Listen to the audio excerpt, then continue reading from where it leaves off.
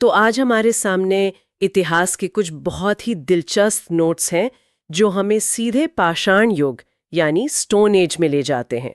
ये भारत के उस दौर की कहानी है जिसके बारे में हम सोचते तो हैं पर शायद ठीक से जानते नहीं। बिल्कुल।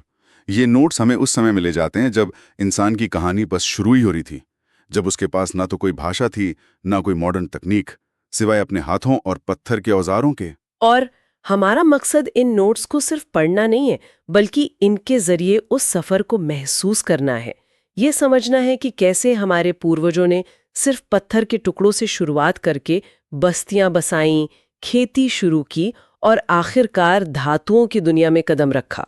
तो चलिए इस कहानी को शुरू से शुरू करते हैं। हाँ, सबसे पहले तो यही सवाल है कि इतने लंबे इतिहास को समझने के लिए इसे बांटा कैसे गया है। इन नोट्स में दो अलग-अलग तरीकों का जिक्र है। हाँ, और ये समझना बहुत जरूरी है। देखिए, पहला तरीका है जेम्स मिल का। उन्होंने भारतीय इतिहास को हिंदू, मुस्लिम और ब्रिटिश काल में बांट दिया। जो कि एक तरह से धर्म के चश्मे से इतिहास को देखना हुआ। बिल्कुल, वो अंग्रेजों का अपना नजरिया था। हमारे लिए जो ज्यादा काम का है वो है सीजे थॉमसन का वर्गीकरण। उन्होंने इतिहास को इस्तेमाल हुई टेक्नोलॉजी के आधार पर बांटा। पाषाण युग, जब सब कुछ पत्थर का था। फिर कांस्य युग? हाँ, जब कांसा आया, और फिर लौह युग, जब लोहा आया। ये ज्यादा वैज्ञानिक तरीका है ना? बिल्कुल, तकनीक के आधार पर। और इसी में एक और चीज है जो हमेशा कंफ्यूज करती है, बीसी और एडी वाली टाइमलाइन। इसे समझना बहुत आसान है। मान लीजिए कि ईसा मसीह का जन्म साल 0 है। ठीक है। उसके बाद के सारे साल एडी हैं, यानी एन्नो डोमिनी, जिसमें हम आगे बढ़ते हैं। 1, 100, 2024, और 0 से पहले का सारा समय बीसी है, यानी बिफोर क्राइस्ट या ईसा पूर्व, जिसमें गिनती उल्टी चलती है। हाँ बिल्कुल। जिसे नोट्स में लिखा है 8वीं शताब्दी ईसा पूर्व का मतलब 800 बीसी से 700 बीसी का दौर। हम 0 की तरफ आ रहे हैं। ठीक है, तो अब नींव तैयार है। चलिए इस फ्रेमवर्क के पहले और सबसे लंबे हिस्से यानी पाषाण युग में उतरते हैं। नोट्स इसे भी 3 हिस्सों में बांटते हैं, पुरा पाषाण, मध्य पाषाण और नव पाषाण। ये नाम सुनने में बड़े भारी लगते हैं। ये एक बस ग्रीक शब्दों का खेल है। देखिए, लिथिक का मतलब है पत्थर, अच्छा। और पैलियो मतलब पुराना, मिसो मतलब बीच का, और नियो मतलब नया। तो बस हो गया। पुराना पाषाण काल, बीच का पाषाण काल और नया पाषाण काल। सही। ये नामकरण सिर्फ समय के लिए नहीं है, बल्कि ये दिखाता है कि पत्थर के औजार बनाने की तकनीक समय के साथ कैसे बेहतर और स्मार्ट होती गई। और भारत में इन सब चीजों को खोजने और समझने का काम शुरू किसने किया?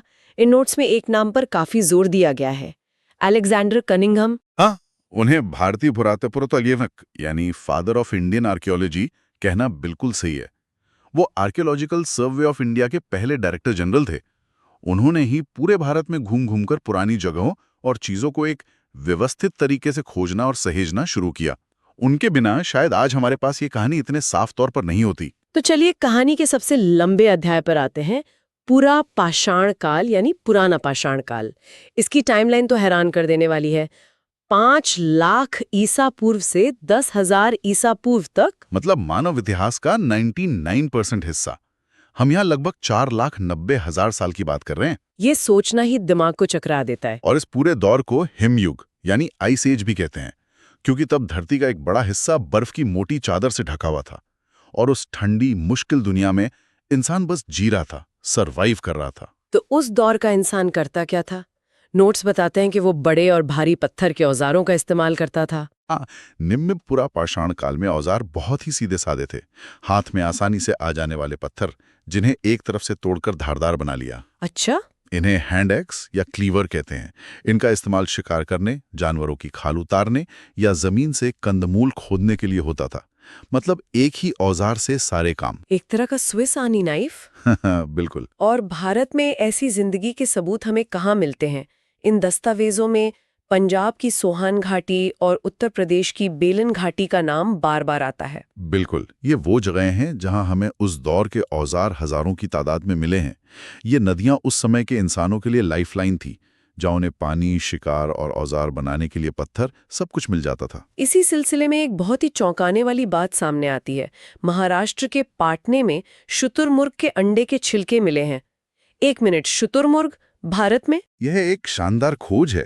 सोचिए, इसका मतलब है कि आज जहां महाराष्ट्र के शहर और खेत हैं, वहां कभी अफ्रीका के सवाना जैसा खुला सूखा मैदान रहा होगा, जहां शुतुरमुर्ग आजादी से दौड़ते थे। अरे वाह! ये हमारे दिमाग में भारत के प्राचीन भूगोल की पूरी तस्वीर ही बदल देता है। ये सिर्फ एक अंडा नहीं है, ये उस पूरे इकोसिस्टम का सबूत है जो अब मौजूद नहीं है। तो निम्न पुरापाषाण काल के इंसान भारी भरकम औजारों से काम चला रहे थे। लेकिन समय के साथ इंसान का दिमाग विकसित हो रहा था और वो सोचने लगा कि क्या इससे बेहतर, इससे हल्का कुछ हो सकता है। और यहीं से मध्य पुरापाषाण काल की शुरुआत होती है, जो पूरी तरह से स्मार्ट थिंकिंग पर आधारित थी। यहाँ तकनीक में एक बड़ा बदलाव आया। इसे फ्लेक टेक्नोलॉजी कहते हैं। फ्लेक टेक्नोलॉजी? हाँ, इसे ऐसे समझिए जैसे किसी बड़ी चट्टान से आलू के चिप्स की तरह पतली पतली धारदार परतें निकालना। पहले के भारी भरकम औजारों के मुकाबले ये ज्यादा सटीक, हल्के और असरदार थे। मतलब कम पत्थर में ज्यादा काम। Smart approach. बिल्कुल। और फिर आता है उच्च पुरापाषाण काल। कहा जाता है कि इस दौर में होमोसेपियंस यानी हम जैसे आधुनिक इंसानों का आगमन हुआ। अच्छा। हाँ, और उनके आने से क्रांति आ गई। दिमाग तेज था तो औजार और भी बेहतर हो गए। अब चकमक पत्थर मतलब फ्लिंट जैसे बेहतर पत्थरों का इस्तेमाल होने लगा। ब्लेड और ब्यूरिन जैसे नए स्पेशलाइज्ड औजार बनाए जाने लगे। अरे वाह! तो भीमबेटका की वो मशहूर पेंटिंग्स जिनके बारे में हम स्कूल में पढ़ते हैं, वो इसी दौर की हैं। नोट्स बताते हैं कि वीएस वाकाणकर ने 1957 में इन्हें खोजा था। बिल्कुल। और ये सिर्फ कला नहीं है, ये उस समय का कह सकते हैं सोशल मीडिया है। सही बात है। भीमबेटका की गुफाओं की दीवारों पर बने चित्र उस समय के लोगों की जिंदगी की एक खिड़की हैं। हम देख सकते हैं कि वे कैसे समूह में शिकार करते थे, कैसे नाचते गाते थे। ये दिखाता है कि इंसान अब सिर्फ पेट भरने के लिए नहीं जी रहा था, बल्कि वो सोचने लगा था, महसूस करने लगा था और अपनी कहानी दुनिया को बताना चाहता था। हाँ, तो भीमबेटका की गुफाओं में इंसान कला बना रहा था, लेकिन बाहर की दुनिया में एक बहुत बड़ा बदलाव आ रहा था। हजारों सालों से जमी बर्फ पिघल रही थी, हिमयुग खत्म हो रहा था। हाँ। और इस बदलते मौसम ने इंसान को भी बदलने पर मजबूर कर दिया। यहीं से मध्य पाषाण काल यानी बीच के पाषाण काल का दरवाजा खुलता है, करीब 9000 ईसा पूर्व के आसपास। तो क्या हुआ? जलवायु गर्म और नम हो गई, बारिश ज्यादा होने लगी। इससे घने जंगल उगे, घास के मैदान फैले और जानवरों की नई नई किस्में पैदा हुई। तो जाहिर है इसका असर इंसान के खाने पीने और जीने के तरीके पर भी पड़ा होगा। निश्चित रूप से। अब बड़े जानवरों का शिकार मुश्किल हो गया था, तो इंसान ने छोटे जानवरों, पक्षियों और मछलियों का शिकार करना शुरू कर दिया।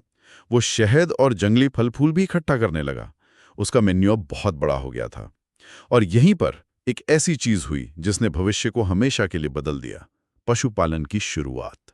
एक मिनट, ये तो बहुत बड़ी बात है। शिकार करने और जानवर पालने में जमीन आसमान का फर्क है। ये सोच आई कैसे होगी?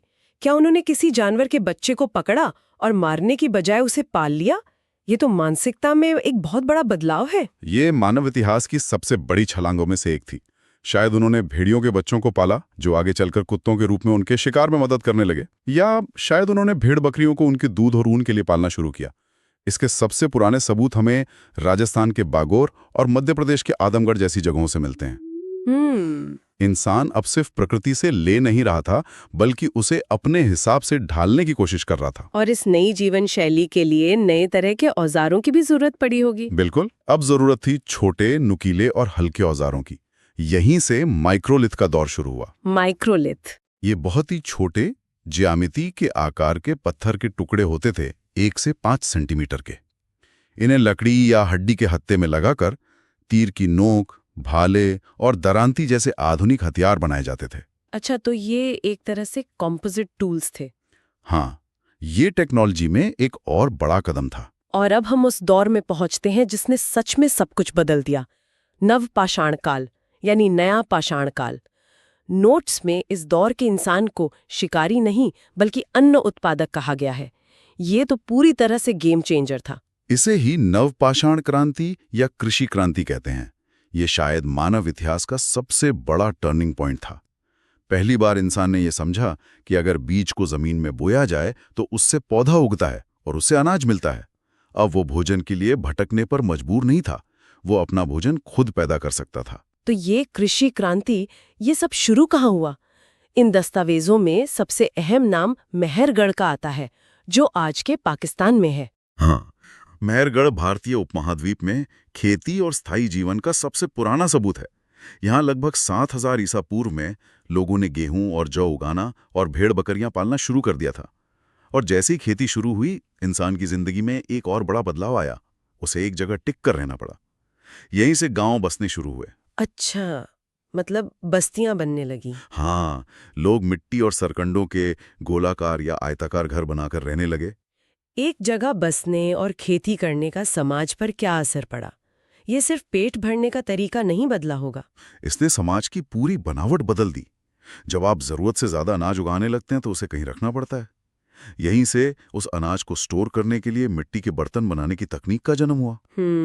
और दूसरी, उससे भी बड़ी बात, जब आप किसी जमीन पर मेहनत करके फसल उगाते हैं तो वो जमीन आपकी हो जाती है। मतलब यहीं से ये मेरा है वाली सोच शुरू हुई। ये जमीन मेरी, ये फसल मेरी, निजी संपत्ति का ये विचार पहली बार इंसान के दिमाग में आया और इसने हमारे समाज को हमेशा के लिए बदल दिया।